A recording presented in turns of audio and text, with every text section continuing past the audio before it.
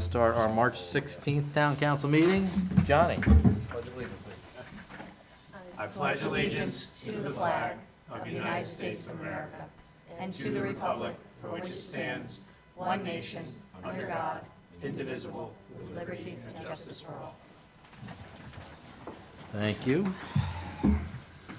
We will now go to our public comment section. We will ask anyone here in the room that would like to make a public comment, please come up to the podium, state your name and address.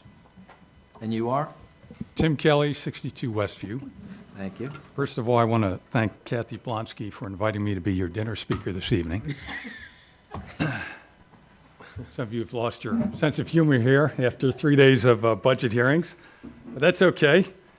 I'm particularly interested in two topics on the agenda this evening. The first one is debt, which I guess we should all be thinking about. I had a couple questions that came up, at least in my mind, perhaps others. The first one is perhaps a simple one. I'm not looking for a precise answer, but how much of our proposed 2023-24 debt service, which is, I guess, going to be about $10 million, is for school projects and equipment, and how much is for municipal projects and equipment? Just be good to see that breakdown. The other thing that would be helpful to see, and it may already be in a package somewhere, is how much total debt do we carry? And I'm sort of looking at three different data points. 2020, how much total debt load did we have? 2023, today, and then 2026, which of course is projected, but should be pretty easy to project at this point. And then I guess the other sort of question or point I had is, what is the logical limit to the amount of debt that a town the size of Farmington should carry? And I come from the business side, so I don't have a lot of perspective on this. In the commercial arena, there's always someone who will lend you money right up until the day before you go bankrupt. In the government sector, the easy answer might be, for as long as you can raise taxes. But, objectively, if a town has an annual budget of, let's say, $120 million a year, should the outstanding debt be, for instance, $240 million, 2x? Or what are the industry guidelines that we might be able to look at? So I'm just looking for what the sound industry guideposts might be. The other topic that I think is on the agenda is the eval process. And I believe, as perhaps many of you do, we need to institute some simple changes to the, I'll call it, local eval process. I am a free market capitalist, and I believe things need to flow where they're going to go, but there are different ways to do that, of course, and I'm willing to think outside the box. We need a way to avoid the fiscal chaos that can be caused by a periodic large swing in valuations. I'm not an expert, but I think we need a bipartisan effort on some sort of ordinance or reg change for either what I'd call a stop limit, stop loss type provision that says, it can only go so far in a given eval year, or perhaps something like a 2-year phase-in process of whatever the changes are, right? So if it's 10%, it's 5% 1 year, and then it's going to be 5% the next year, and then you get 2 years off before the next now 4-year reval process goes. That would certainly be good for businesses because what they want more than anything is predictability. And of course, the homeowners, they don't want to be whipsawed. And I'm very sympathetic to the difficulty of smoothly funding municipal and school departments when, something like this kind of hits us. So those are my two areas of thought, and I appreciate your time. Thank you. If there's anyone else here in the room who would like to speak, it's public comment. I request you come forward now. If not, we will go online. Is there anyone with their hand up online? Do not see any. If there is anyone listening online who would like to ask any questions, now is the time to raise your hand. Seeing no hands raised.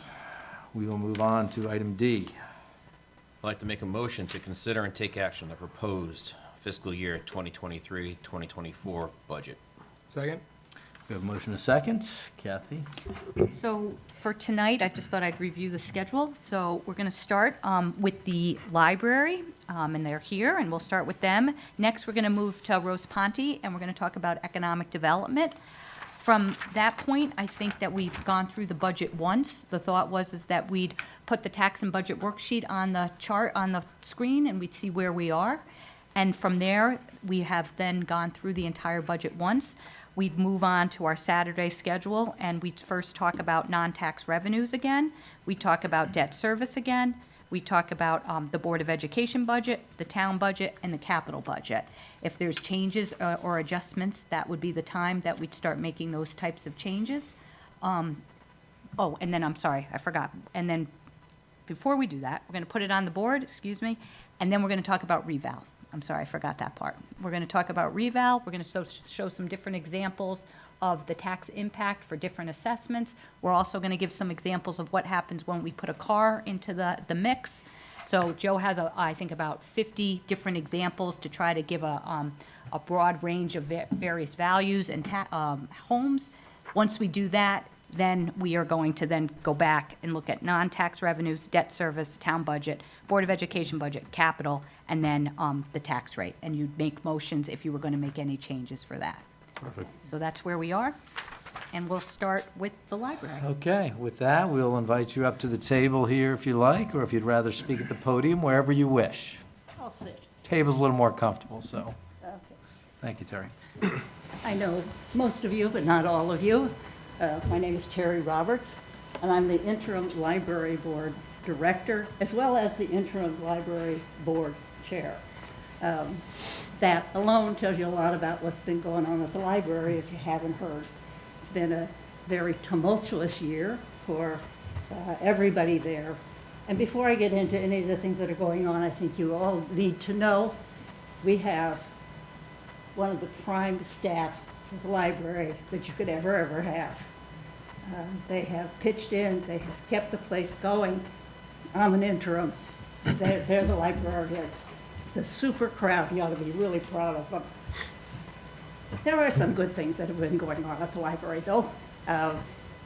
First of all, we're almost back to the level we were before COVID. And ebooks is way above what it was before that. It got to be very popular during COVID. And at the same time, we've been able to fill all our positions. We were quite down, and now people are coming back to work. We now have just the director's position and one other business office position that's being recruited as we speak. So we're back almost to the way we were in 2019. Along with that, the Friends, who support us with a lot of money for programs, also had to go through the COVID thing. But they are back and swinging, and they're having a great big book sale to help us with our next set of summer programs. In the meantime, we were able to paint the Barney. If you haven't been over there, it's a beautiful white thing again, and the doors are all getting restored. We had to replace some HVACs and some humidity things. We got all that kind of done at the main library. But probably the biggest thing that happened at the Farmington Library this year was the fact that we transferred from an independent lending software package to a thing that's called it's a consortium that's called LCI, Library Connections. And what that does is to provide all of our patrons the ability to see the catalogs of 32 different libraries across the state of Connecticut, to reserve a book from any of those and have it delivered right to the Farmington Library, and then return it there and have it sent back. The patrons love it. It was a major undertaking for staff. The whole catalog had to be transferred, created all sorts of software problems, etc. But the patrons are very, very happy with it, and it was very much worth the while.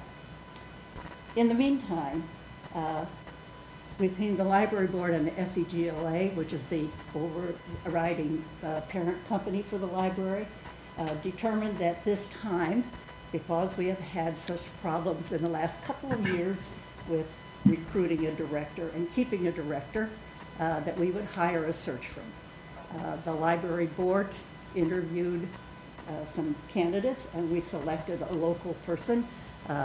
It's the Cummings Consulting. She's in Newington, and she's doing a terrific job. Right now, we have 8 active potential candidates for the job, and the search committee, which is made up of 2 community members, 1 staff person, 1 board person, and myself, will start now with interviewing those people. We are hopeful that we'll have a director by the end of May at least. And it's all very exciting, and we're going to have a long-term person again. It's got to happen. But while I'm sitting here, I also am going to ask you please to think about restoring the library budget to 3%. It's, we have had,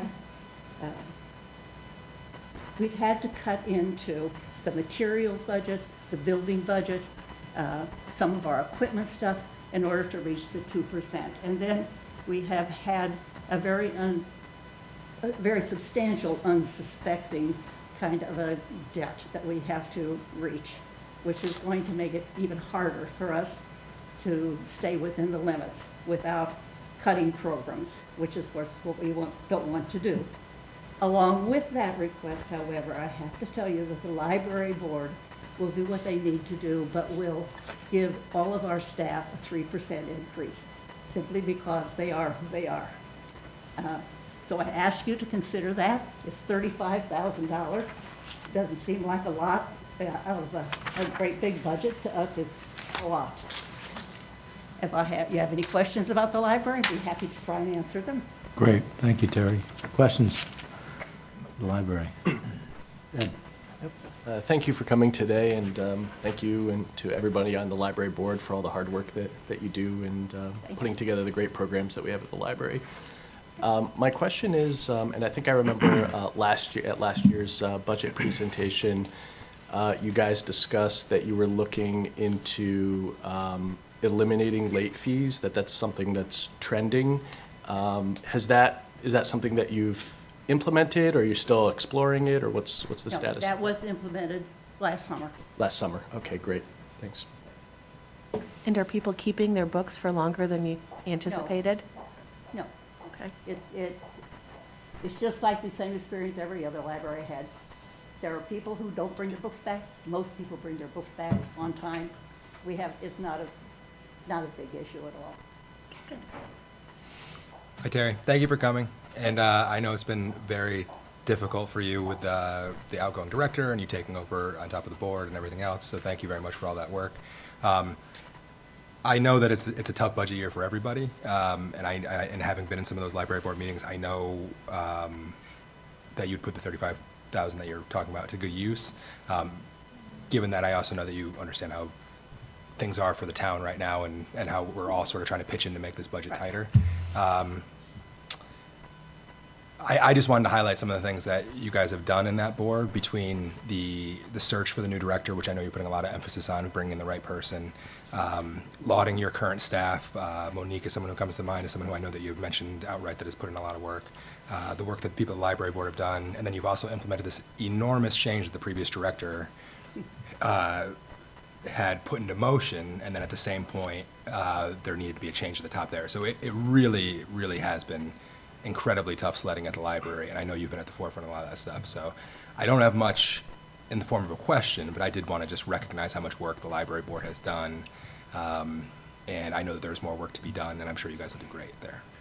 Thank you. And I have to tell you, Keith, I have only 2 people left to try and sell the insurance policy to. Well, see, that was, yeah, so we talked about that. We talked about that yesterday too, and I do think that's a great thing to do. And I don't want to dig into it too much, but it's one of those things that I think once more people do it and they hear that other people are enjoying those new policies, then it kind of starts, I haven't had much success yet, but I've reached out to all of except 2 of them. Well, maybe, yeah. Convince them.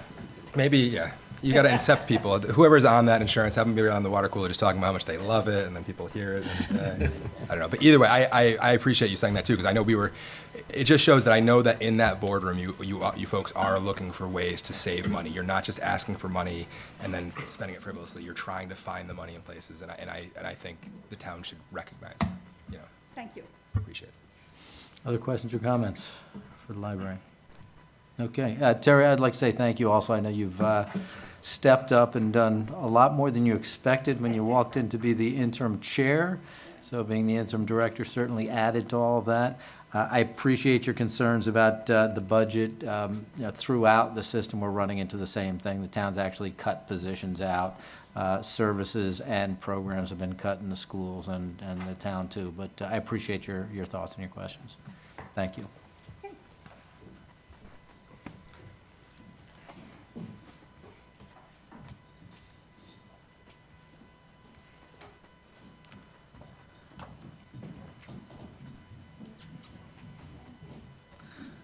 We will now move on to economic development.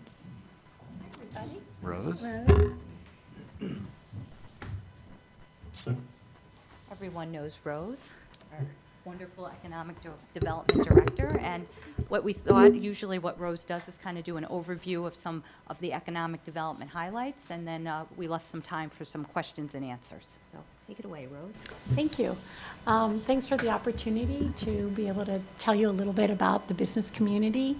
I'll touch just at my budget. Every year, I think it's pretty important for me to stay within the budget and keep it flat. So anything extra that we try to do, like the 3 breakfasts, the flower program, even some communication initiatives from Explore Farmington, I'm able to go out and get sponsorships for those and grants, so that comes in handy.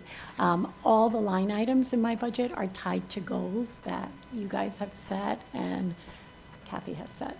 So with that, at the end, if you have any questions specific about the budget, feel free to ask. And now I'd love to tell you a little bit about Farmington and its business community. So we always like to say Farmington is the economic leader in the Hartford region, but I always feel better when I have data that backs that statement up. And thankfully this year again, that data exists. So when you look on our residential side, you look at our median household income, and that's $97,262. And as a point of reference, the median household income statewide is $79,855. When you look at our unemployment rate, it's 3.1, while the state's unemployment rate is at 4.2. As of 2020, that's the latest year that the census has given me this data, we have 1,446 employers in town, and they're employing 29,892 people. So again, we have more people coming into town being employed than we do residents. And as another thing, their annual average wage of those employees is $94,343. While statewide the annual wage is $75,411. So of the 29 towns, we have the Hartford region is comprised of 29 towns, and usually we have the lowest tax rate, but every year it's inched up a little bit, so now we're the 5th lowest. So we fall behind Windsor, who is at 25.83, Heartland, who's at 27, Suffield at 28.61, and Southington at 29.13. I would suspect that after a revalve, as this year, probably our mill rate will go down, and again, will be one of the top ones having the lowest mill rate. That is really important because that low mill rate makes us very attractive for people to come and do business here. Our commercial base, I think more than ever this year, we've understood the importance of it, because with this revalve, we saw even a little shift how that can impact. So right now, we went from 67-33 to a 70-30. Still an excellent ratio. Many towns would love to have 30% of their taxes collected from the commercial side, and it really does make an enormous difference. I thought that I would start to look at our big clusters of industries to tell you about. The first one I'm going to is the retail portion. We have one of the largest malls in the state, and it is one of our largest taxpayers. So while many malls in Connecticut, you may have heard, some of them are closing, some have low occupancy rate, our mall happens to be doing quite well. This year alone, they'll add 4 new stores, a new Pizza Hut, and the 4 stores are a high-end yoga apparel company, Sneaker City, our house, which is a very high-end furniture store, Jordan's Furniture, and an Italian high-end lingerie store. So a whole mix of different retailers. When you look at retail, you really start to see that those brands that are the most successful are the ones that have both the convenience of 24 online shopping and then that experience shopping where you could actually go and sit on the couch or touch that sweater or try on that outfit to make sure it is what you want. And I think that's why our mall is successful. Jordan's is going to be opening up their second store in Connecticut. They're going to be occupying the vacant Lord & Taylor, and there's going to be their biggest store. The one in New Haven has a very large rock climbing store. This one is going to have another entertainment piece. I believe the second floor, they're thinking about having music, food, large screen TVs. Again, that is the trend in retail. If people are going to leave their house and go to the mall, it's not just to buy something, but to experience something. And so it seems that we do have a successful trend going, and our mall is doing quite well. When you look at office space, again, another disruption has happened. With remote work, it's becoming more and more popular. So that makes it really concerning in a town like ours because we have 4.4 million square feet of office space. So all of a sudden, that kind of made me pause when COVID happened because around the nation, occupancy rates are so low and vacancy rates are so high in all the cities, everywhere. We're holding our own. So we actually improved our vacancy rate from last year to this year. Last year we were at 8% and now we're at 7%. So why is that happening? A lot of what's happening is, again, what are the successful trends? Those office building owners and even those companies who are trying to attract the very best talented workforce, they're doing it by making their places of business places that people want to get out of their pajamas, get on their clothes, and come to work. So they're doing great amenities. You might have heard that there's one building in town that is taking their first floor and transforming it into a food court. Why? Because they want to make sure their employees, when they come to work, they have food options that are readily accessible to them. Another great example is Connecticut Wealth Management. They did a $1 million total reimagined office space. Very collaborative, very technically connected, but also they put in an artificial turf putting green and a virtual golf, the new virtual, whatever you call it. Yes, that's it. Excuse me. One Digital is another company that took the time while their employees were home to really take their office state, make it more collaborative. They put in a podcast studio. They put some transitional space there. And again, it's not surprising, both of those companies were awarded best places to work continually. And so why are they doing it? They want to attract the very best talent. Why are the office business owners doing it? Because they want to make sure their spaces are being used.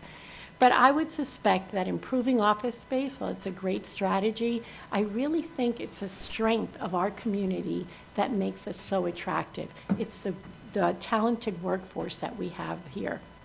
It's productivity, it's low taxes, it's safety. And the proof of that can be seen just in the news in the last week. You might have heard that we had a 113 square foot building in what used to be the UTC campus was vacant. Raytheon moved all those workers down to Virginia. So with 113,000 square foot, I thought, oh gosh, this is going to be a little challenging. But instead of it being challenging, we found Hartford Healthcare came in, consolidated offices that they had throughout the state, and bought the building for $14.25 million. They will be totally occupying that building, bringing about 200 additional workers into town. Another great example of how attractive our office space is, we recently had you might know Pondview Office Park.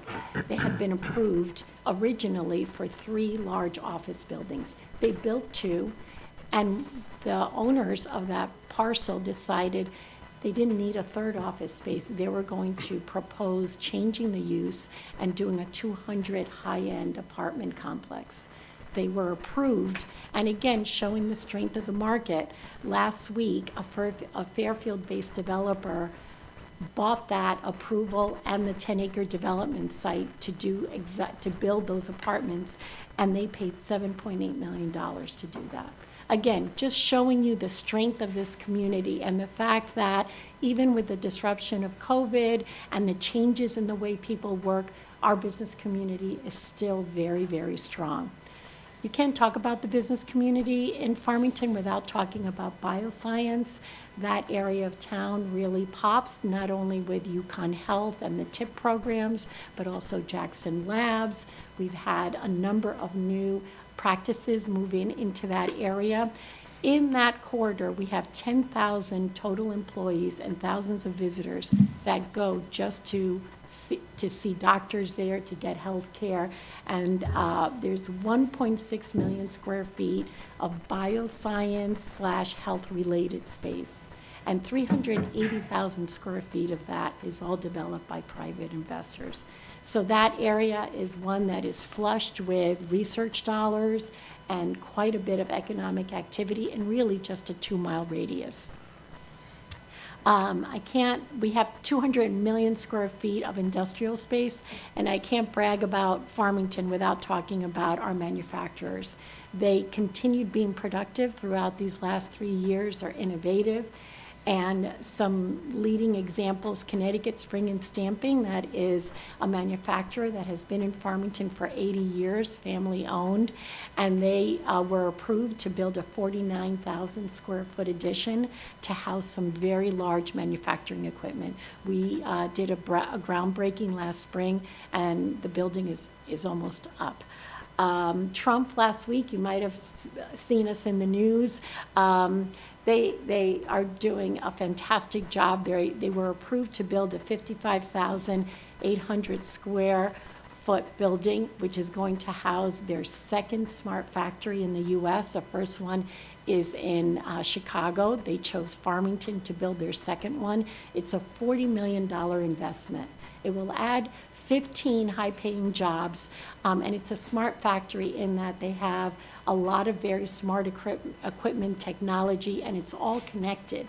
So what they're going to be doing in that smart factory, the machines themselves actually gather data as processes are going on, and they will make changes to those processes to make it the most efficient smart factory. These smart factories are really being called the factories of the future. So it's very innovative to see that it's being built right here. Lastly, Mott Corporation, they have 2 buildings that are right over the line in Plainville. And so they needed to build or look for another building because they're going to be building components for green energy manufacturing. And so it was a great example of really taking our assets and saying, are they being underutilized? There was an office building that was not being used to the best of its potential, and so Mott was able to go in there, go before planning and zoning, asked to change that from office space, which nobody was using, into manufacturing space, and now we're going to have a $17 million project, and they expect to have between 70 and 100 new employees coming into town. When I look at the last segment of the commercial base that I'm going to talk about, many people refer to small businesses as the backbone of everybody's economy. They provide local goods and services. They're a major source of tax revenue. They're a major source of job creation. And this past year alone, there have been 13 new small businesses that I've been to blue ribbons. They are cutting the ribbons. There have been more than those 13, but those were the ones that, called me and I got to meet with them. And they ran the gamut of all different. There's Dakota Stone, a high-end women's store. There's Good Morning Bagels, Relentless Performance. Just last week we had a great ribbon cutting at Liquid Nirvana. In the last month alone, there were 3 women-owned businesses that we did ribbon cuttings for. So that small business is alive and well also, and makes really a very diverse group of a business community. And that, if any of you know your finance, the importance is to have a diversity, so that if one segment isn't doing as well, another one is doing better. And I think we have just that right here. So that's kind of an overview of everything. I had to make sure I wasn't here for too long, so I couldn't give you any more examples. But if you have any questions, I'm happy to answer them. Great, thank you, Rose. Kathy? Just, Rose's budget is on page 14 and 15 in the book, just so you know. We've actually TA'd it, but we could TA it again. Yes. Okay, questions for Rose? So, And economic, thank Go ahead, you, John. Rose. I appreciate that. It's, obviously, we see that you're passionate about economic development, and there are a lot of great things in town, and, you know, that's why we all live here and want to keep it that way. Just a quick question. You talked about office space, and that was my big concern. We've been talking reval and commercial taxes going down. I've read a lot of stuff where, you know, their vacancy rates are high, and businesses have been shifting, like to smaller spaces. Have you Yes. seen that in Farmington as well? I have seen that as well. What I was happy about is that our vacancy rate has continued to improve. And I think there are some companies that are looking at smaller spaces because they don't need as much, but then there are other companies that have increased their space.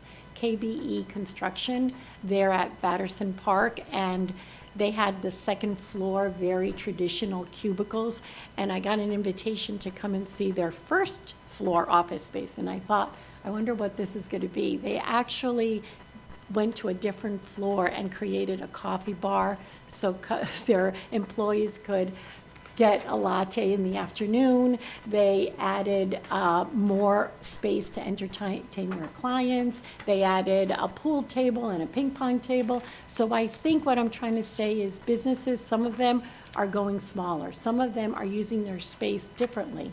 So employees are really getting a lot of variability in when they can come in. But when they do come in, the space has to be different. Because while right now, traditional space, everybody had their own desk and their own office, they are having to use their space differently, creating hoteling, as they say, creating spaces that perhaps they don't need as much individual office space, but they need a really large space because at one day a week, they want everybody in all at once. So it's not so much that the office space is shrinking, it's more so that it has to be used differently. Thank you. Thank you. how is our office space compared to state? You might have mentioned it earlier, I don't know. I haven't looked at the state. I belong to a Metro Hartford, a group that is looking at office vacancies. And in Hartford, it is really high double digits. So they have a lot more office space than we do, even though we have 4.4 million. They have quite a bit more than that. And with the state, they have a lot of state workers that were in Hartford, and many of them only have to come in once a week on Wednesday. So a lot of their office space, they're really struggling much more. Okay. Other questions? Yeah. Rufina? I got a question. Oh, sorry, go ahead. Go No. ahead, Brian. No, Brian, we're going to you now. Oh, sorry. Rose, thanks for everything you do to make us vibrant and successful in Farmington. It's my pleasure. And you touched on a little bit about affordable housing, but I had a question about that because a lot Sure. of businesses are always asking for affordable housing Right. as a draw for good employees and affordable living and to build our community. You touched on it a little bit in the new development, but are there other things that we should be aware of in terms of affordable housing? Yeah, well, we finished a report 2 years ago, and the report did show that we do have a need for affordable housing. I'm happy to say that on South Road, there was an affordable housing project that was recently approved, and Sager Developments will be doing that, and it's going to be 2 buildings of 30 units each, so that's a first step. The other important step is that our planner, Shannon Rutherford, has asked her Planning and Zoning Commission to do a moratorium of 6 months because she really needed the space and the time to try to come up with strategies so that we can achieve more affordable housing. And with the day-to-day, and one of the things that happened in the last year and a half, 2 years, we have approved close to 1,000 new apartments. And of those 1,000 apartments, none of them were affordable. They were all market rate. So we have always been very proactive, especially compared to some of the other towns around us, to have a very good affordable housing rate. And really that goal of having at least 10%, we were close to 8%. Unfortunately, though, when you increase that denominator by 1,000 new units and they're all market rate, we really started to realize it was going to be a little bit of an imbalance. So Shannon put the brakes on it, so she and her team have the time to really study what strategies do we need to implement to make sure that we continue to have affordable housing. So more to come. Thank you. Rufina? Hi, Rose. Thank you so much for stopping by and giving us all the good news. Oh, Last time that you were here, we talked about Explore Farmington and about sort of driving traffic so that more of town residents, not only business owners, Yes. like knew about what was going on in town. Because, you know, if you're your average citizen, Yeah. you don't really pay attention to the business side that often. Have you seen like more traffic to Explore Farmington? Has Yes, been- absolutely. I'm happy to say we've seen a lot more traffic. So we've increased our followers both on Instagram and Facebook. And then we've also started to do a push to get more subscribers. And we have added about 137 new subscribers since about 7 months ago. What we did, we started doing a push, and we put it in the annual report, we put it in the different newsletters, please subscribe. So we realized, like you just mentioned, Rufina, not everybody is interested in events, and not everybody's interested in the business. So we are now working on not only adding to our contact list, but asking these contacts, what are you interested in? What do you want to receive? And we're starting to see Constant Contact is a software program we use, and they have implemented a new kind of a resource for us. After we print off those newsletters, not only do we receive analytics, how many have been opened, how many haven't been opened, but now we're getting a heat map. So when we look down at that email, we start to see what are people clicking on. And so we're using that information to really start to say, okay, these people who are reading this, they're not interested in the business side. These people are interested, and that's what we're making those changes. So we're really trying to zone in who's the target audience, what are they interested in.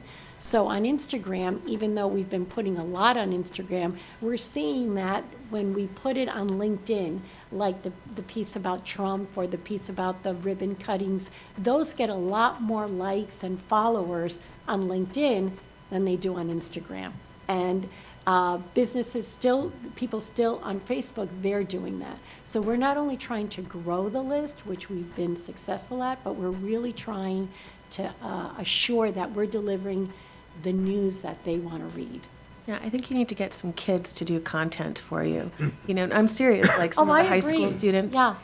Maybe like take an article or two from the Farmington High School. They have like the newsletter Yeah, or the. absolutely. And they have, what is it, the 905 News. My daughter writes has pieces. But I mean, that would be really interesting. That would and I be know, very interesting. Yeah, and then also like, I don't know if you guys have gone to your latest concert, but these kids are rock stars. And I'm not even talking about the band, we're talking about the orchestra as well, and the chorus, and they do all these nice jobs, and that's where all the parents are. Yeah. And that's where you have the eyeballs looking at all these things. Absolutely. So, you know, just for some content suggestions for later. Yeah, I'm done thank now, you. this is not. Oh, that's Thank great. you. We'll definitely keep that in mind. Other questions for Rose? Yeah, just a quick comment. I just want to thank you for all the hard work you put in, Rose, and it really shows in not just the statistics and the story you told here today, the report that you gave, but just thinking, even when we were at the ribbon cutting for Liquid Nirvana, I must have heard the business owner a dozen times thanking you for everything you've done and the partnership. And I think it's really that hands-on approach that you have that really kind of sets you apart and makes such a big difference in the success of economic development here in Farmington. So thank you. Well, thank you very much for your kind words, and I really appreciate that. And as Johnny said, I am really passionate about it. I love what I do, and I think I really enjoy it. So thank you. And the Liquid Nirvana example was a good one in that was a long-term project. Yes, it was. That was their third location, and it took you continuing to stick with them to get them into town, so Yeah, we that's had to great. find just the right place for them, and I think we did. I think that's the right place. Yeah, for the them. Highland Park's a great spot. Yeah. Yeah. Other questions for Rose? Comments? No? Rose, thank you. My pleasure. It's always a pleasure to have you here and hear those statistics. You know, when we're going through the budget, we tend to focus on the challenge ahead of us, but it's nice to see all the past councils and past budgets, the victories they've had for the town and how the town's prospering. So thank you for bringing that to our attention. My pleasure, and thank you all for all your hard work. It's Thank very you. appreciated. Thank you, Rose. I'd like to make a motion to TA pages 14 and 15. Second? We have a motion and a second. Any further discussion? Hearing none, all in favor? Aye. Opposed? Motion passed unanimously. If we could take a 5-minute break so Joe can get his computer set up. and everything. Absolutely. 5-minute computer break, everyone. It is 4:47. We are back.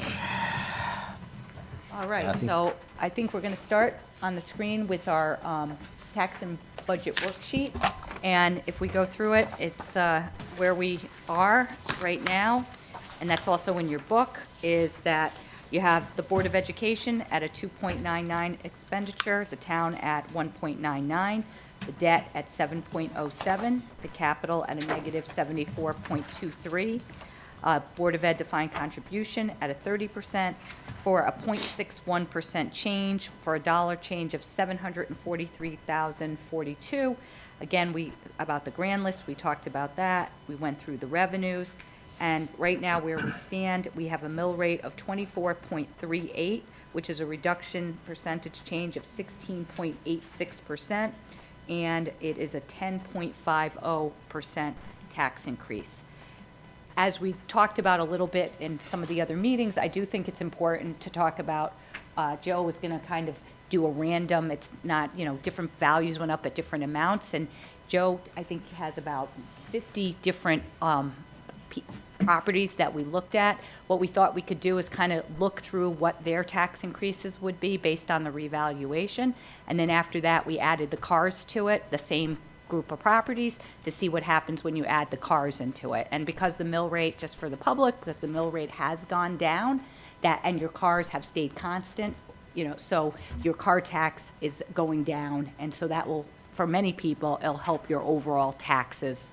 Not everyone, if you don't have a car, it won't happen. So again, I think it's interesting to see what the change is. So Joe's going to put some of that on the screen, and we can talk about that, and Great. then we'll go from there. You want me to lower the lights a little bit? Yeah, that'd probably be a good idea. Or improve my eyes, either way. And I'll highlight, I'll make these bigger, just certain ones bigger, if, just to go through it. What I did is, as Kathy said, went out and looked at 50 properties in town, and tried to get a good smattering or mix of different properties in different parts of town. And I gotta be, first thing I have to say is, it really doesn't matter where you are, where you live in town. What really matters, and the way this chart is sorted is, it's based on this percent change. Basically, what we have here is, this first column, this is the assessment from last year, the 2021 assessment. So this is what actual assessments for everybody. This is based on the reval. And then this is the percent change to those assessments, how much they went up, how much they increased. So in the first one, for example, is a house, originally their 2021 assessment was $418,050. It went to $616,000, so a 47.4% increase in their assessment. And the next two columns show the taxes. This is the taxes they paid, assuming they paid their taxes this year. That's the amount of taxes they paid. Based on the mill rate and Kathy's recommended budget, this is what they would pay. This is the dollar difference. In this case, it would be $2,700, or 22.5%. Just a word of caution here. I took these numbers just basically off, I looked at the grand list last year, this year. I didn't actually go and do a deep dive into the actual property.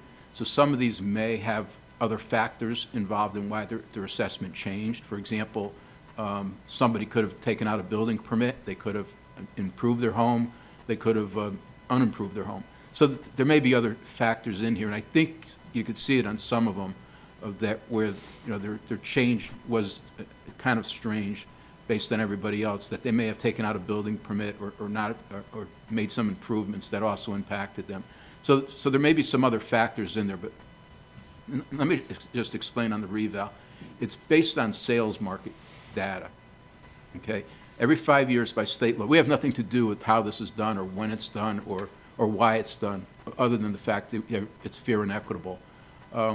Every 5 years, we're required by state law to revalue every piece of property in town, real estate, personal, not personal, residential and commercial, industrial, utilities, vacant land. So what has happened in prior years, we would actually go out and do an inspection. So we'd go out basically to every single house in town and we would inspect it. And of course, what's happened over the years is and especially as we shortened it to go with 5-year revals, we start to rely more on statistical analysis. So in other words, you start to look at the sales ratios, what's taking place in terms of sales for similar characteristic homes. So what, and part of that's because it's a real big undertaking to do inspections, physical inspections of every home. Part of that's because people don't want you in their homes, and they have the right to refuse for you to go into their homes, so then you have to do an estimate anyway. And two, we have to, when we develop values, you have to develop the values based on sales. And so more and more, and especially this reval, in the previous reval, the 2017 and the 2022 reval, the vast majority of homes were priced based on sales. Okay, I mean, we collect sales for the past 2 years prior to reval to October 2022, and we look at those sales and we come up with, again, sale market value for homes based on what's been selling and the similar characteristics for that type of home. So that's how basically it does. We do inspections of houses that did take out building permits or had any type of significant changes in the past 2 years. So, you know, there's almost 11,000 residential properties in town. We probably inspected 2,000 of those in the past in this past year. So you're not getting, and we also send out data mailers. You all have homes in town. You all got a data mailer from us. Probably most of you threw it out, because most people did. You know, we send out 11,000 data mailers, and we get about a 30% response rate. So, and it's a simple form that says, hey, this is what we have on record of your home. Is it right or wrong? And if it's wrong, tell us what's wrong. And we probably got 30, maybe 33% response rate on that. So again, everything really relies on sales. Going forward, I mentioned to the council several occasions, what's the question that came up during public comment, what's some way of making this a better process and avoiding these things? Ideally, resetting your values every year would probably be the best way to get rid of this type of thing. We're moving in that direction in the sense that we're one of the fortunate or unfortunate towns in the state that going forward, we're going to do 4-year revals. Your next 3 revals will be on a 4-year basis. So 3 years from now, we'll be sending out data mailers, we'll be going inspecting, we'll be resetting values. The other thing you can try to do is, we have to set everything, the assessments are based on 70% of market value. The state gives you some leeway, either a little bit higher than 70%, a little bit lower than 70%. Our assessor leans towards the lower part of it. So even though we're supposed to be at 70% of market value, we're probably more closer to 66% of market value. And that's to adjust for the next few years, what may happen in the next few years. Sometimes what happens with these revals is you do a reval and then the market crashes or everything changes and somebody says, well, my house isn't worth that anymore. So we try to adjust for that and take some of that into consideration. So that being said, I did pull out these 50 homes. I did look at them. And the only thing I could tell you in terms of anything being consistent is that there isn't really any consistency. Most houses, right here is your typical, in bold and enlarged. That's what it's in the budget, okay? This is when you look at that first page of the tax and budget worksheet. The average assessment we've been using for the past 5 years is $226,777. We did an analysis, and our assessor came up with the average assessment right now is $301,455. That's a 32.9% increase. So you would think that's the average, so the average increase was 32.9%. Their taxes on that type of home would be $650. The new taxes, based on the mill rate in Kathy's recommended budget, would be $7,350, $700 increase, or 10.5%. That's what you see in your budget. But it varies, obviously, by homes, and it varies and it really is driven by this column here, what the percent change was. Because as you can see, maybe you can't see, we have 20 properties on this list. 20 out of 50 properties had a double-digit tax increase. Will have a double-digit tax increase, okay?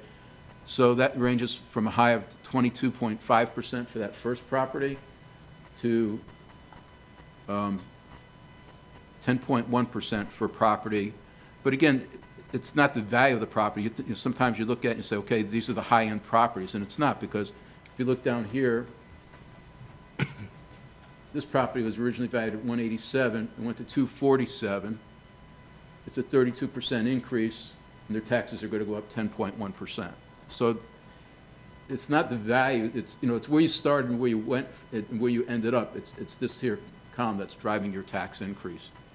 And our next section, we have 30 properties out of the 50 who have a 10% they have less than a 10% increase. These are properties, basically, again, the properties that their increases were ranged from 30% to 31%, and their tax increase under the recommended budget would be a 10% increase. So, in our next section, anybody whose house was assessment increased between 27% and 29%, they get a 7% tax increase under this. And again, 20 of the homes of the 50 are in that category. They range from 5.6% to 7.44%. And I rounded up, so somebody might say, well, a property is 5.6%. I'm considering that 6%. So again, 20 of the 50 properties have less than a 7% tax increase. And then 8 of the properties have less than a 5% tax increase. And again, those are the properties that had less than a 27% assessment increase. And then on this list, there actually are properties that will have a decrease. 2 properties have a decrease.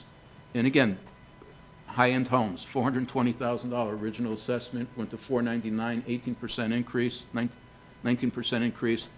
They're going to actually have a tax decrease of 1.1%. So basically a flat tax. And the same thing of another property with 18%, and they have a minus 1.3% decrease.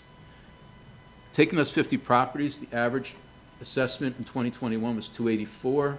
The assessment now is $374, 31% average increase, and their tax is $780 or 9.3%. So that's on these 50 properties. And again, these are properties throughout the town. We tried to hit every section of town that we could think of. There are some properties that are more heavily weighted. There are 2 properties, I think 3 properties in the Devonwood section, which probably, and those actually are the properties up here at the top. These 2 properties are Devonwood properties.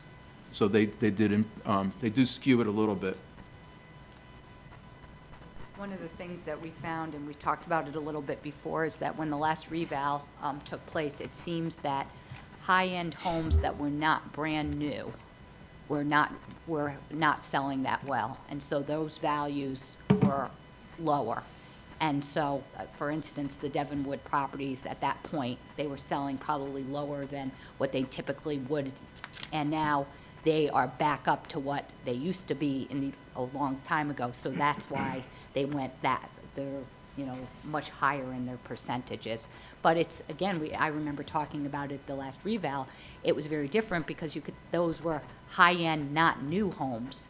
But the high-end new homes, if it was just recently built, they did hold their values at that point and were selling for a higher amount. And so now they've all seemed to have come back where if you're a high-end home, you're selling for a high-end price. And what makes it so complicated and different is that it really just depends on what it's, you know, I've been telling people when they've asked me is to look around in your neighborhood, what the homes have been selling for, and you should be similar to that, and that's what your assessment is. And then even on our website, David, our assessor, put all the sales that have taken place, so a person can go and look at the sales in their neighborhood to see what it is. And as Joe said, revaluation is basically on what the sales of what is being in the neighborhood. That's what it's based on. And that's, you know, if you find that your house is not in that neighborhood, then there's process and appeals and things you can do. But it is based on the market value in a moment of time. Okay, appreciate that. And just one thing I'll note, and I don't want to interrupt Joe, but when you look up and down your list, and you pointed this out, at that top section, the middle section, the bottom section, you've got a wide range of home values. I mean, you've got in the ones up to the 4s, and some in the 6s there, but there's no rhyme or reason from that list. But it's other factors, as Kathy was just saying. The neighborhood is more the dictate and what the comps are. Right, it's exactly, it's the comps, it's what things sold for. And it may not necessarily be your neighborhood, it may just be, you know, if you have a 4-bedroom, 3-bath colonial, and that's in the Unionville section of town, you know, you could have the same thing in the Farmington section of town. But if they're selling for $450,000, you know, we're gonna value it there at $450, we're gonna value it there. We would look at the nuances like the size of the lot and stuff like that, or obsolescence, but for the most part, you know, the sales really, you look at the similar characteristic homes is really what you try to do. And one of the things, fortunately or unfortunately, with this reval, sometimes you get in those situations where there are not a lot of sales, and you say, okay, now what do? We have to look at, you know, go outside of the area to find sales. In this situation, because of what's taken place since the pandemic, there's been plenty of sales to rely on. And actually, this is the first, the assessor was indicating to me, he has to submit this reval to the state of Connecticut for approval. So they review it and they approve it, and they actually asked for every single one of his sales. And he said, in his 40 years of doing the doing assessing, this is the first time he's ever had the state ask him for all the sales. And he says it was just page on page of sales. So that they just wanted to go through to just make sure everything was, you know, they felt comfortable with it. Which they did.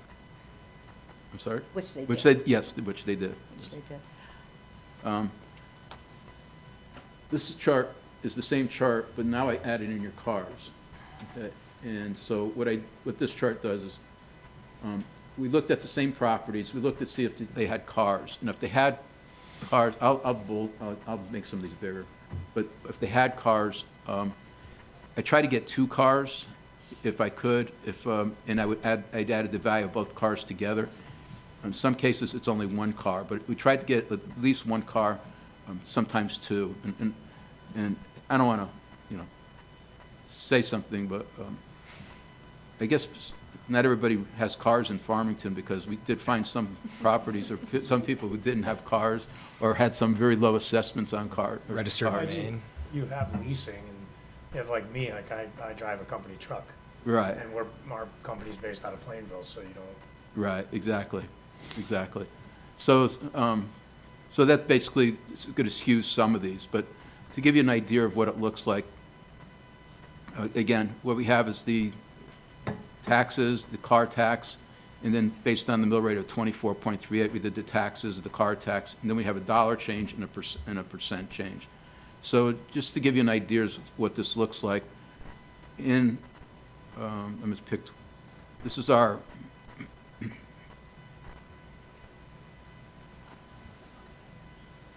this was our original example.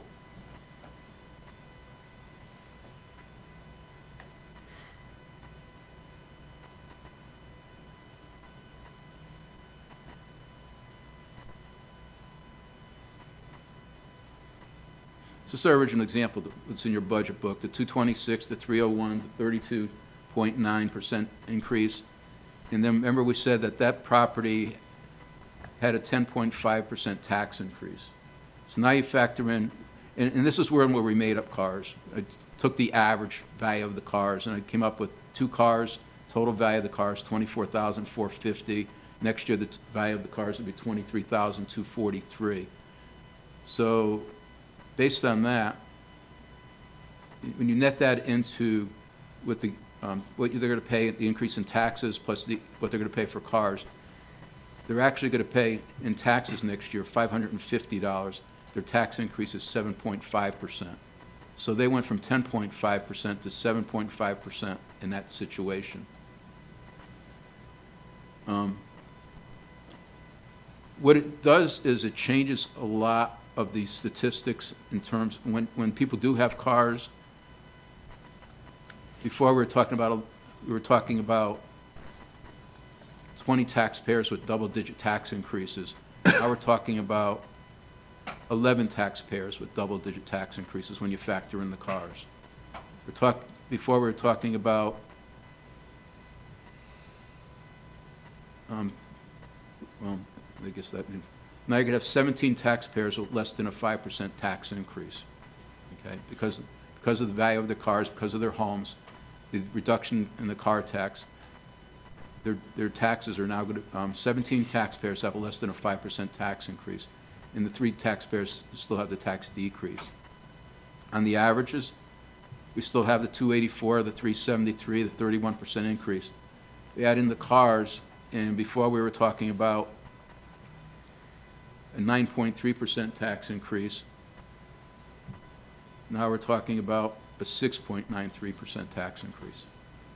So basically, the cars do have an impact, and it doesn't have to be somebody with high-end cars. I do have a person with high-end cars who actually doesn't get the benefit of it. I'm not sure why, but they don't get the benefit of it. And I have people with basic cars who do get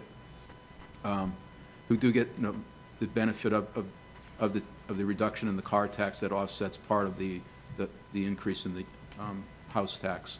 So didn't we find, which was an interesting thing when we did it, is that we found a couple that if you had the average house price and you had high-end cars, you seemed to almost have a wash with that. It was just an interesting statistic, is that if you had you just happen to have high-end cars and you happen to have an average house price, then you'd almost have a wash with your taxes, which is just was an interesting statistic.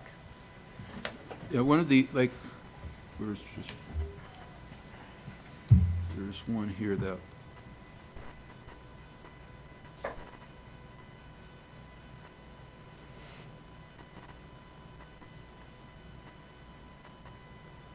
it's like this one here. And that's not it. Yeah, basically what happens is, obviously the higher, the more expensive your car, the better your tax break. But it's not always the case. It's, I've had some people that have high or more expensive cars in their tax break. Everybody gets a break, let's put it that way, as long as you have a car and as long as it has a reasonable value to it. Some cars, I mean, I actually have this one person here who doesn't have any cars listed. They have a 7% tax increase either way on their property. I have, people, I was looking for a specific one, but they had a 9% tax increase, and their tax increase with their cars went down to 3.7%. Expensive cars. And actually, it wasn't. It was 2 cars. Both cars were assessed around $15,000, $16,000. They had like $30,000 in cars, and they had a 32%. I think it was a 32%. Or, I'm sorry, they had 29% tax increase, and their overall taxes went down to about 3.1%, a tax increase overall. So what we saw is, again, it really shifts the numbers. It really shifts the numbers when you look at downwards, when you factor the cars into it also. And that's to be expected. Your mill rate's dropping, your mill rate's going down 15%. So you should see the benefit on the cars. And I think, CJ, one of the reasons why we try to do this exercise, even with the cars, because I think that cars is important to show, but the other reason is that in reval, everyone is different. And we're really just showing an average taxpayer, but we're going to have it set up with a calculator and some different things, because really what I would encourage residents to do is look at their individual, which we're going to try to make it as simple as possible, but really just looking at your last tax bill, putting in a calculator and what it is, because you can see it's very different what everyone's taxes are going to be. Yeah, the calculator's been very helpful to have that online. And the simple way to do it is take your new appraisal of your house, add the appraisal of your 2 cars, and that's what your total tax are going to be. Right, and then we'll link it to your last tax bill, and then you can look at that and do a Yep. comparison to see what it is.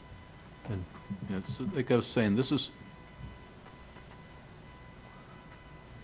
one here, value was 264, it went up 29.6%. So their taxes are going up $603, or 7.8%. Then you look at that same house here.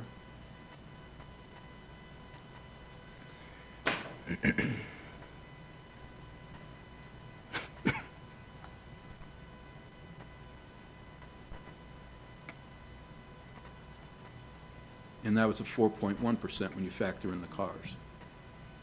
So, and again, we're talking about, they had $34,000 value in cars, it's gonna be $31,000 next year. So, again, it's a 4.1%. So the cars do have an impact on it because the mill rate does go down. Okay. Let me see if we got any questions. Rufina, go ahead, your hand. Oh, no, go I'll ahead. go first. Yeah, absolutely. I'm just kidding. How did you choose the 50 properties? Did you just go through and are they random? Or are they like a slice of town? Like how did? Yeah, what I did was, well, it's all of you guys.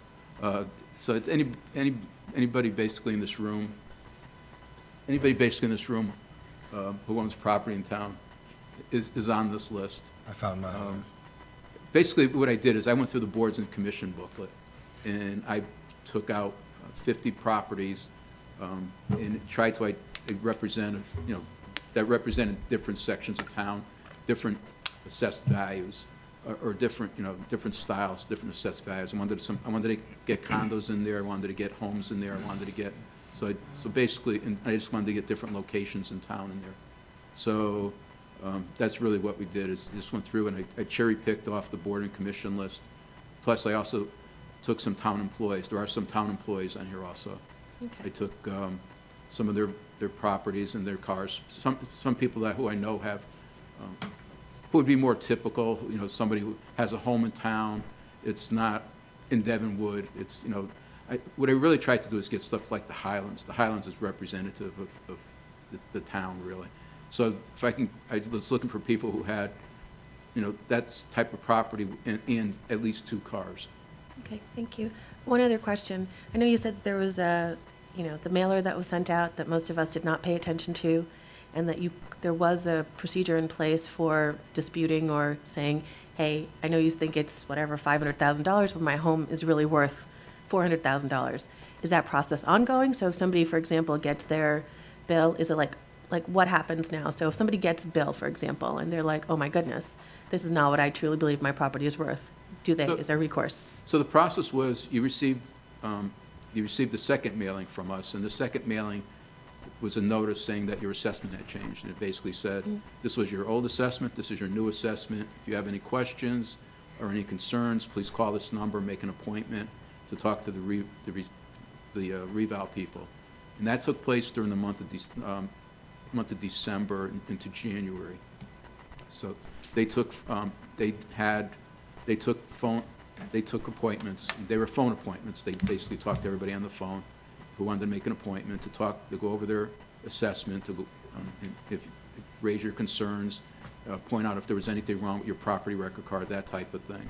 We got about 380 calls. So out of 11,000 notices going out, we got 380 calls. So we did that.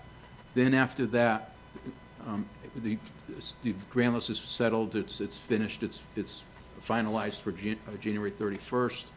And then if there was any changes that were made to any of those 380-odd calls, we sent them a second notice. At this point, the only recourse, and it's kind of late for that now, is you had the opportunity to file an appeal with the Board of Assessment Appeals. It's an elected body that the town has, and you could file an appeal with them. They're holding hearings now. They actually have quite a few hearings. They've started their hearings. I believe they have, I think they have 2 left, but they do have quite a bit of hearings that they're going through. A lot of them are commercial, but they do have some residential also, and people during those hearings, get to present their arguments as to why their assessment is incorrect. And the Board of Assessment Appeals has the ability to adjust an assessment. Their basic choices, they could adjust it or they could not adjust it. And if they don't adjust it, your recourse after that, provided you have gone through that process, if you're still not happy, then you could file a lawsuit against the town and go to court. There's actually an assessment appeals court or referee at the state level, and you could actually go through that process also. But basically, for this grand list, all of the deadlines for appeals have passed. Okay.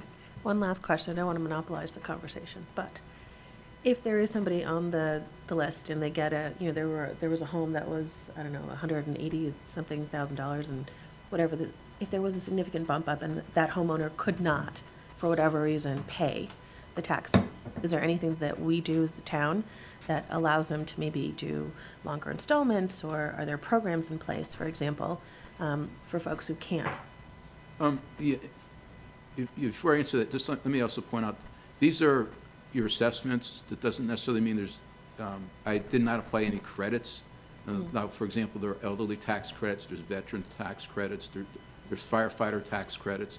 So I did not apply the credits. So some of what you're looking at, some of these people may not actually pay this amount in taxes if they do have some type of a credit, an elderly credit or something like that. So that's another thing. But what we try to do is we do try to work with people. And if somebody can't afford to pay, we do try to work out payment plans with people to, just as long as they're paying a reasonable or meaningful amount each month towards their taxes. What we do, though, require is that they do pay it off by the end of the year. So in other words, if your taxes are due in July, we would want you to, or insist, based on the payment plan, that you pay it off by June of the following year. So. All right, thank you. And Joe, just a quick question before I go to Johnny, because you mentioned earlier, you said those who pay their taxes. What's our tax payment rate in town? We are at 99.67. Okay. We've had a couple of good years where we've exceeded 99.7. We use, for budgeting purposes, we're using 99.67, which is basically an average of, we do 15, 10, 5, 7, 5, and 3-year averages, and we look at them, and then we also factor in, because real estate is skews the, basically what happens is everybody pays, not everybody, but the majority of people do pay their real estate. That's where you get your most collections. Personal property is next. That's the business collections. And then finally, motor vehicles. That's got the lowest collection rate. So we just don't want to factor them all together because it skews it if you just give them all equal weight. So we give more weight to the real property collection rate than we do to the rest of them. Got it. Thank you. Johnny? Just a couple of comments. I was one of the 330 that sent the form back, got a phone call, called out a mistake. It ended up being right. I was wrong, which doesn't happen that often with numbers, but I'll say that on the record. Obviously, thank you for doing this, because this really kind of captures the overall cross-section. So a couple of things is, there is no rhyme or reason, because that's what revals are for. They're for the readjustment for everybody's individual situation. So there is no drawing just a linear graph of what the average is going to do, and I think that really spells it out. We've seen stagnant house prices since 2008 up until 2020. We really haven't seen any significant growth, but where it should be, and now we're kind of snapshot and getting it all in one. But I will say, it is nice to see that the car taxes do offset, but I will make the comment that 6.93% is still a significant number for homeowners, even after you take all that into consideration. And that's why we've kind of sat here over the last few meetings, kind of beating the drum of, we've got to tighten our belt, and we've got to make some decisions that aren't going to hurt us long-term. But this isn't the time to expand on anything, because, you know, this is what the average person who unfortunately are not sitting here tonight, are not getting the benefit of getting this explanation, that are going to wake up in July and one morning and they're going to freak out. At the end of the day, you know, I think we're doing the right thing and trying to keep everything as tight as possible to minimize what is still a significant number. Yeah, I mean, there's no doubt that these are, especially in a town like Farmington, where, you know, if you go back and look at what your taxes increases have been over the past 5 years, I mean, you're talking, you know, 0, 1, 2% tax increases. Now all of a sudden you're going to throw out there a 6.93% tax increase, and that is a sticker shock. The other thing I would point out, and I should have mentioned this with Rufina, is about 50% of the people in town pay their taxes through their mortgage and their escrow. So a lot of these people aren't going to know about this until October, when they get their new escrow statement from their mortgage companies. So that's the other thing about this. So some of those people, and that ends up being, in essence, a payment plan, because, you know, you have the choice when your escrow statement comes out, and and your mortgage company says, hey, you're short in your escrow. We need to adjust your escrow up. So either you pay off the shortfall all at once, or you pay it off X number of dollars added to your payment each month. So some people will go on a payment plan, you know, in that respect. So at least half the taxpayers in town will. Other questions? Keith?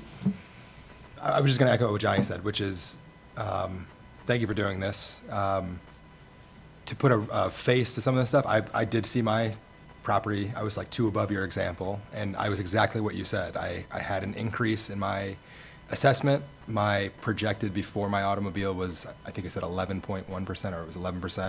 And then after the automobile, I was in the 7s. So it's great to save the 4% with the car. It's still, 7% still hurts, but everybody's getting hurt by it. It is nice to see that it is a true cross-section. There's Devonwood homes up there. There's obviously condos up there based on some of the home prices. And, you know, it's going to touch everybody, which is obviously not what we want, but it is what it is. So thank you, Joe. Other questions for Joe? Okay, we can skip over. Thank you for doing this again. As everyone just said, it's nice to see a more full picture. So, Okay, so if you kind of look at the tax and budget worksheet, the next item is just we can just maybe generally talk. The next item is the non-tax revenues, which is in your book, is the third one down, is the revenues. If you remember, we went through those revenues in detail.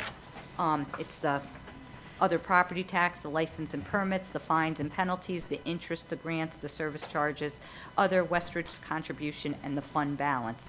At this point, I don't think we, as a reviewing anything, would recommend any changes. We think the numbers are good from where we're at, but this would be, I think, your opportunity if you wanted to make any changes on the other revenue side of it, or have any more questions on okay. it. Questions or comments on the other revenue section? Rufina? Okay, so we were talking about the fund balance and taking the $1.2 million. Does it make any sense to take any more out of the fund balance to lower the overall tax impact? One of the things that we talked about, Joe and I, quite a bit is just that question, but I think the reality of it is that next year, we're gonna have to use a little bit of the fund balance again, because we're gonna have a $1.2 million hole, and so we wanna have enough money in the fund balance to be able to do that next year without going below what our policy guidelines are. So that's the reason why we've kept it at the 1.2, so then next year, when we have to take a little bit more of the fund balance, it's helping us with that hole in the budget. Okay, thank you. Yeah, basically what happens is you just can't, this doesn't go away. And this is probably, I know a public speaker made a comment about phasing in. Phasing in just divides this in half and gives you 4 years or 3 years of rebuilding. This is going to give you 2 years of rebuilding. Because now what happens is you have to Next year, we're going to have a $1.2 million hole in the budget by taking fund balance. And so you'd have whatever budget increases you have next year, 2 years from now, whatever budget increases you have, plus now you have to add in $1.2 million in fund balance loss. So what we tried to do is step everything back. So this year, you're taking $1.2 million. Next year, chances are you're going to probably take $600,000 from fund balance, $700,000 from fund balance. Then the year after that, you probably will take nothing from fund balance. Because what you have to do is, you can't make it all up in 1 year. I mean, it just puts a lot of pressure on the budget, puts a lot of pressure on the taxpayers to do that. So, and it's right, it's that, you build up to reval, and you get into a good spot, reval comes, and everything goes back down, and then you rebuild back up to reval again. So it is that peaks and valley, as was mentioned before, unfortunately. Which we don't like. Right, which we don't like. Which we don't like, right, we don't like. It's something we try to avoid, but that's really why we try to preserve some of the fund balance. And the other thing I would just caution you, taking this will bring us down to about a 15.4% fund balance. And I really feel strongly you should keep it at 15, a little over 15%.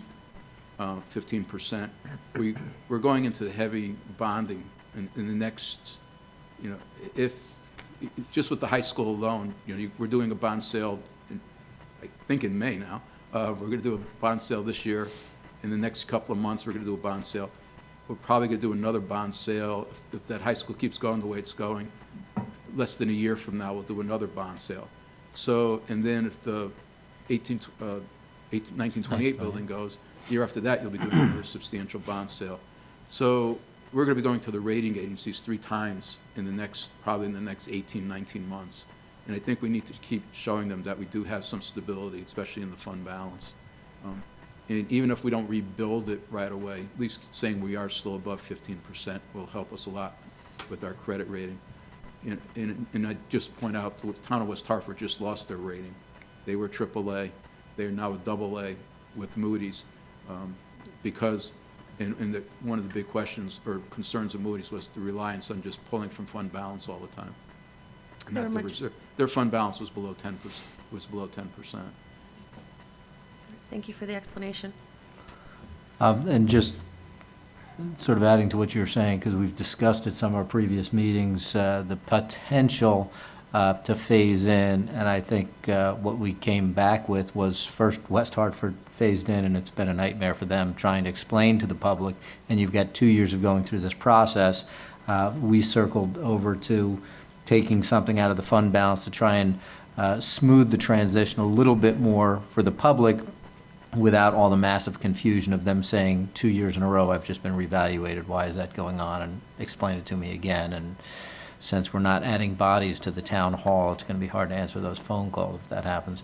But I think, Joe, I appreciate that explanation. It's a good way of explaining what we're doing with our fund balance and still keeping it. I think yesterday you were talking about AAA towns are up as much as 20% in their fund balance, but keeping it at the upper range of where we are and still having some room with that going into 3 different bonding issues.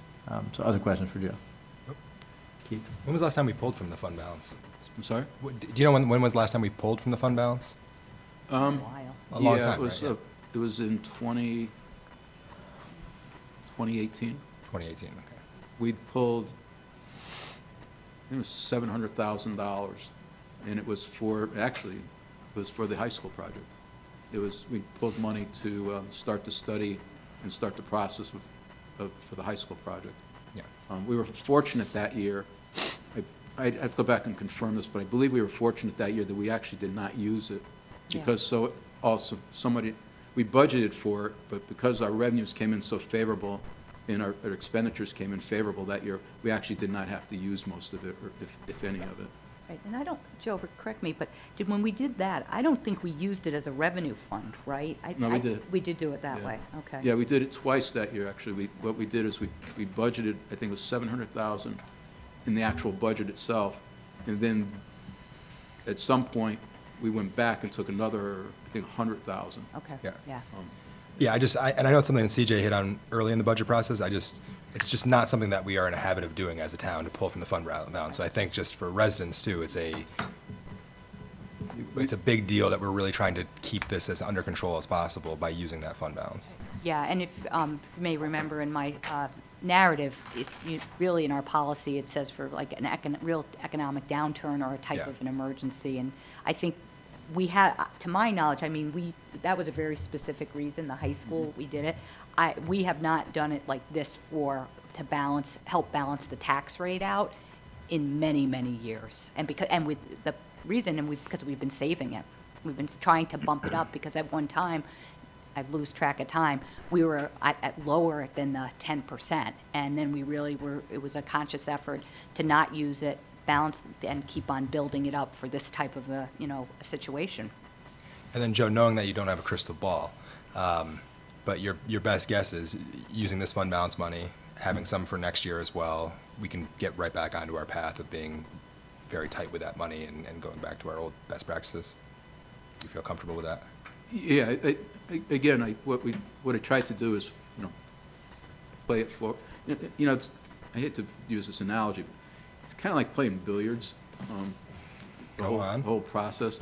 And I'm terrible at billiards, but, you talk to people and say, what makes you a good billiards player? Well, not only do you have to make the shot, but you have to plan your next shot after that. And so really what you're looking at here is what you're doing now is basically taking a shot, and how's that going to set up your next shot?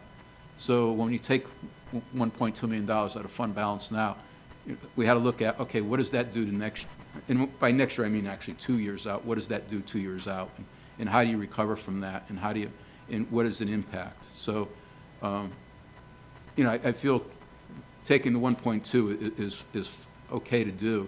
I always dread going to the rating agencies and telling them that I just took $1.2 million, but I think I could explain to them satisfactorily that we took 1.2 because of the situation that we're in.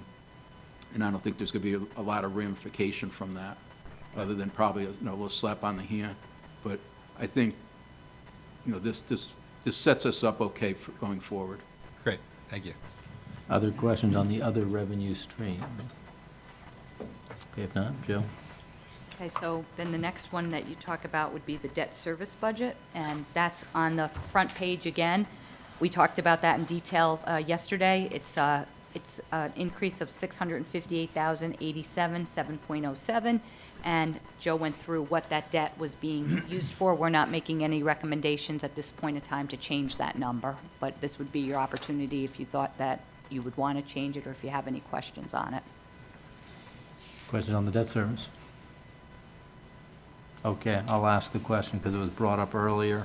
Our total debt service right now, percentage? Our total debt service? Yeah. About 9%. Okay, and projecting out to 2026, that was asked earlier. I hesitate to, I think the question that was asked was, what's our total outstanding debt? Okay. Right now, and actually, that is on the website.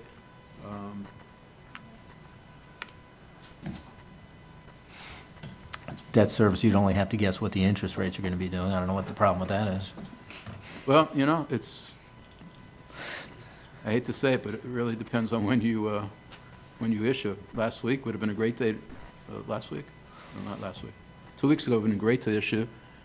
This week, not so much. So it's,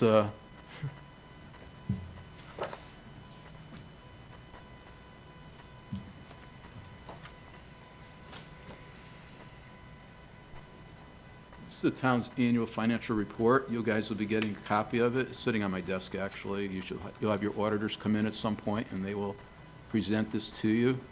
So there's a whole section in here. This is on the website. And there's a whole section in here that talks about our debt. And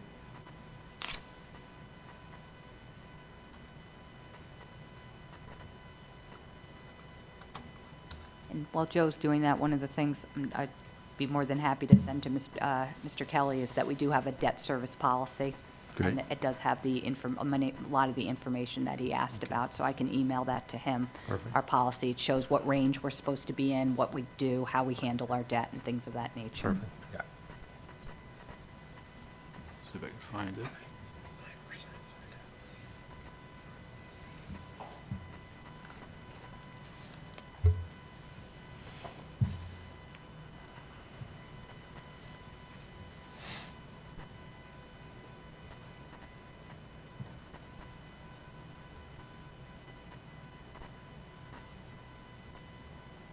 hear you. Okay, here we go. We, So this is our debt, okay? And this is school bonds. Now, this is as of June 30th of last year. We have obviously paid debt down. If you look at under these columns, under the current portion, that's what we're paying down this year. We've paid most of our debt payments this year, so these numbers, if you subtract the current portion from the balance at 2022, June 30th, 2022, you'll get an idea. But right now, at June 30th of 2022, our debt for non-school projects was $17.3 million.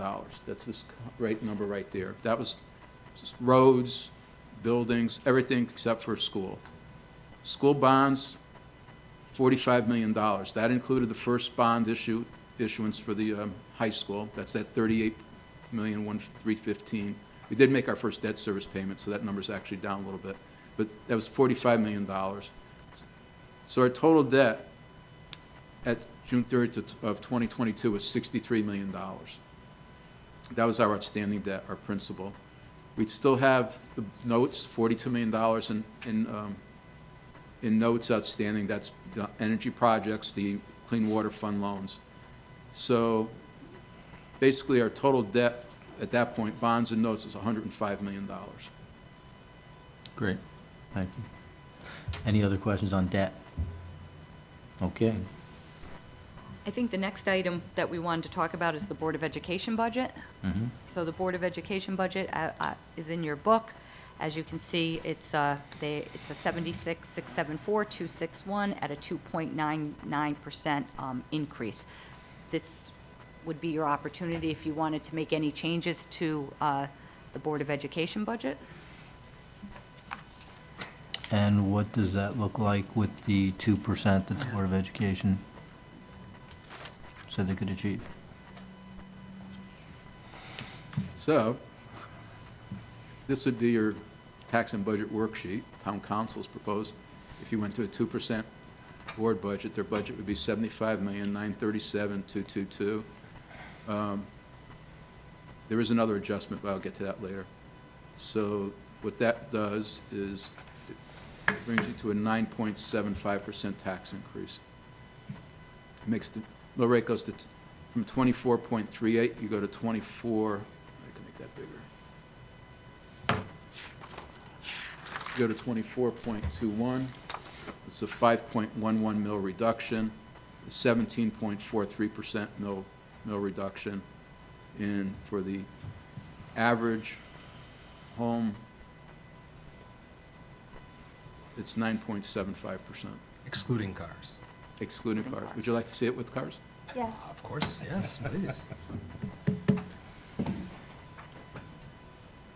I could do it if you want. Well, no, it's all good. So what was the ballpark in reduction with cars? Is it like 30%, 25%? What was the, Ballpark percentage reduction with I including think cars? 2.5. 2.5. 2.5 to 3%, something like that. And Joe, could you go back up to the top with the expenditures? I think if I remember, and we've talked about it quite a bit, that now, one of the things that was brought up really early on is that the expenditures being at close to 0% as we could possibly get. So that would show that, you know, our budget that we're living in right now and the budget that we're proposing are the exact same dollar amount. So there's no increase in the budget, no dollar amount. And, you know, it's definitely, there is increases, obviously 2 or 1, but we reduced other things. And I think that's important, like in this environment, about if you look at your own home or you look at what's going on, that you have the exact same budget from this year to last year. I think that it's showing that we do have quite a bit of reductions in this budget to try to mitigate the tax increase that's all for the reval that took place. And I think that's something that you all asked for, so that is what what is shown right here. Questions? Joe, you said there was one other modification somewhere, or one other?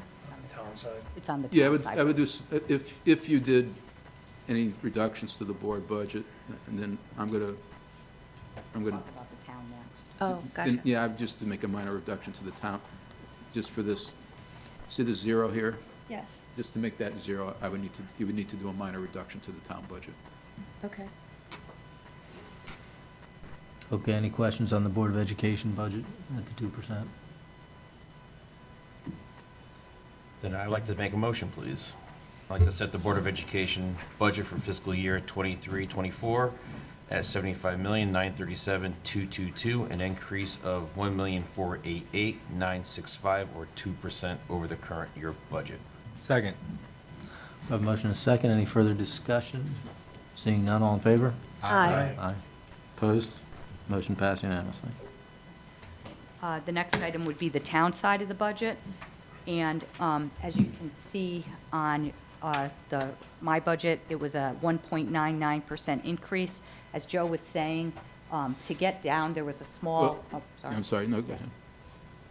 No, go ahead. Okay, there was a small increase that, instead of that zero, I think what Joe will show it, I think it was about $6,000. So Joe is recommending that we make a modification to the town budget for, I think, approximately, let's see if that's what we looked at, right, around $6,000 or so. Yeah, this is just kind of dumb on my part, but you'd bear with me a minute. So based on your action that you've taken so far, your budget now is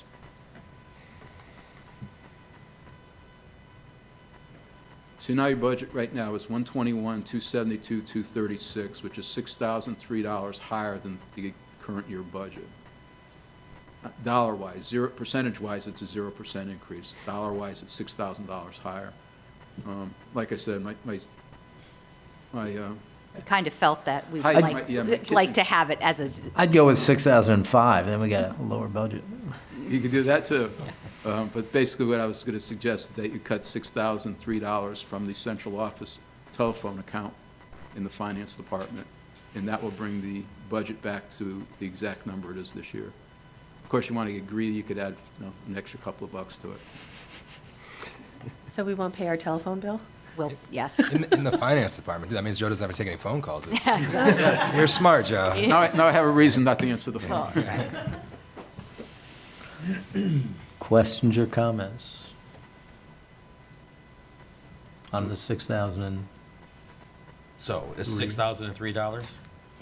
Joey, I just Yes. read it. All right, well, I have town operating, I'd like to make a motion to set the town operating budget for fiscal year 23-24 at $34,039,268, an increase of $58,948, or 1.97 over the current year budget. Second. We have a motion and a second. Any further discussion, other than anybody asking, can we add $2 more? But, okay. Seeing none, all in favor? Aye. Opposed? Motion passed unanimously. The next one would be making a motion for debt service.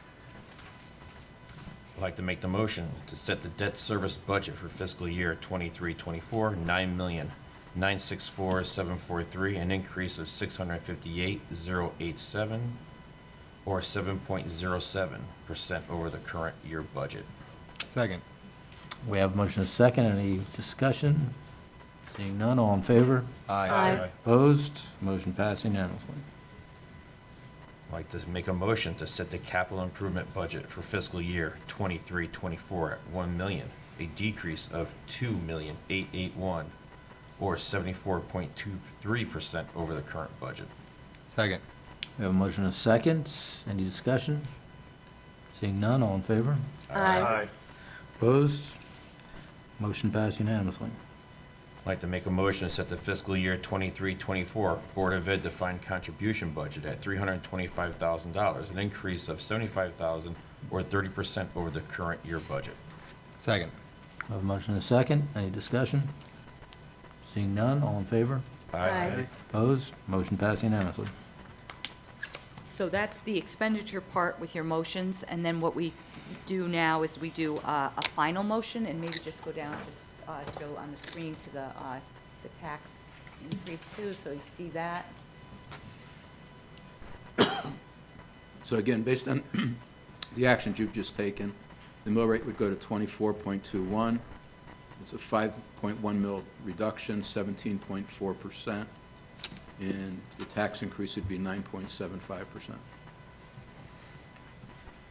And so you're still doing expenditures. You don't set the tax and mill Right. rate until after, but Right. that's what the Okay. outcome is. Anyone have any questions on it? Okay. All right.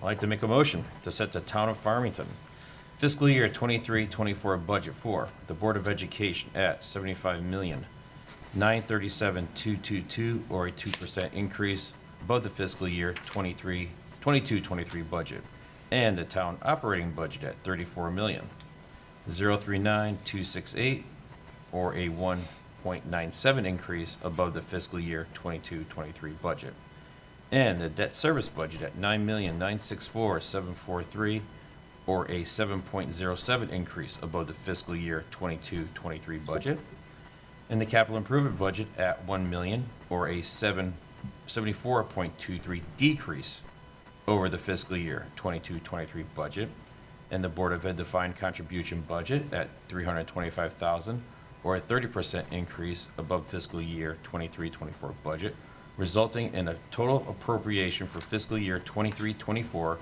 of $121,266,233, or a 0.00 increase over fiscal year 22-23. Second. We have a motion and a second. Any further discussion? Seeing none, all in favor? Aye. Motion, opposed? Motion passed unanimously. Okay.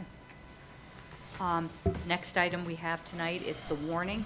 It's been left on your spot. Everybody get a chance So- to look at the warning sitting in so- front of you? So if you look at page 1 of the warning, so this is that you're having your annual town meeting on April 17th, and then you're also going to have your referendum. The first item on the, is going to be on the ballot is going to be the roads at $4 million, which we talked about. And the other item is to appropriate $16 million for the 1928, but to authorize $7 million in ARPA funds for, to authorize the issuance of bonds and notes in an amount not to exceed $9 million. Questions or comments on that? And at the third page, it shows how the said resolutions would be.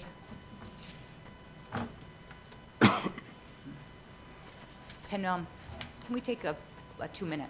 Sure. 2-minute break? Yeah. Okay, we are back. Kathy? I just wanted to be clear on a couple things about some details. So a warning is like a legal notice that we have to put in, and we have the warning based on paperwork, and you have to have certain amounts of time frame. So that's why we're doing the warning tonight, because we're required to do that. But if you see in the warning, we're going to have resolutions, which you're going to do in April. The resolutions have what's on the ballot, and we have put in here about the $16 million for the renovation of the 1928, $7 million for the American Rescue Plan, for not to exceed $9 million. We have not, the council, we have not finalized that, because if you remember, the 1928 building is doing their value engineering, and they're coming back at that same meeting. So I want to be clear that we are doing a warning that says that, but in April, if it is the council, they still have an opportunity to change that resolution if you want to, and you would change the resolution at the meeting, and then at the annual meeting, we would reread another warning that has the difference in it. So I just wanted to make sure if anyone picked up that we still have the opportunity to change that, the council does, at the April meeting. That was the intent, and that's when the building committee is coming to the council meeting to present and to see if they got any savings, and they were able to get down lower than that $9 million. Okay, so our not to exceed $9 million, when they come back to us, if they give us a lower number, we still have the opportunity to present that lower numbers or not to exceed? Yes. Right, at the, Right. it's April 3rd? Yeah. At April 3rd, you'll have in front of you the actual bond resolutions, which will look very similar to what you're seeing here, but you'll have the opportunity to amend those resolutions if you want. Great. Okay. Questions? Okay. I'd like to make a motion to approve the warning of the April 17th, 2023 annual town meeting and the April 27th, 2023 referendum. Second. Have a motion and a second. Any questions, comments, discussion? Hearing none, all in favor? Aye. Opposed? Motion passed unanimously. And then we just have, we're done. Okay, we have no executive session. I would like to just make a comment. Go ahead. One more. One more. One more, go ahead. Okay, since we're done, unless everyone wants to meet on Saturday, which there's no reason to, and we don't need to meet on Monday and Tuesday, so we need to cancel Okay. meetings. Joe? It's the next motions. Yes, I'd like to make a motion to cancel the town council meeting scheduled for March 18th, March 20th, and March 21st of 2023. Second. We have a motion, a second. Unless anyone wants to argue against doing that, you would vote. All in favor? All in favor? Aye. Opposed? Motion passed unanimously. That's it. Okay, that is it. Then I will say to everyone out there, we won't see you tomorrow, St. Patrick's Day. Happy St. Patrick's Day. To the counselors on my left, thank you very much for wearing your green. On my far right, Maureen and Brian, thank you very much. For Mr. Oginaros and Mr. McVibbert, thank you for previous days wearing your green, and I'm sure you'll be wearing it tomorrow. So happy St. Patrick's Day, everyone. And I think fitting for today is I'll give you a Duke Ellington quote: "A problem is a chance for you to do your best." I'd like to make a motion to adjourn the March 16th, 2023 town council meeting. Second. We have a motion and a second. All in favor? Aye. Opposed? We are adjourned at 5:55.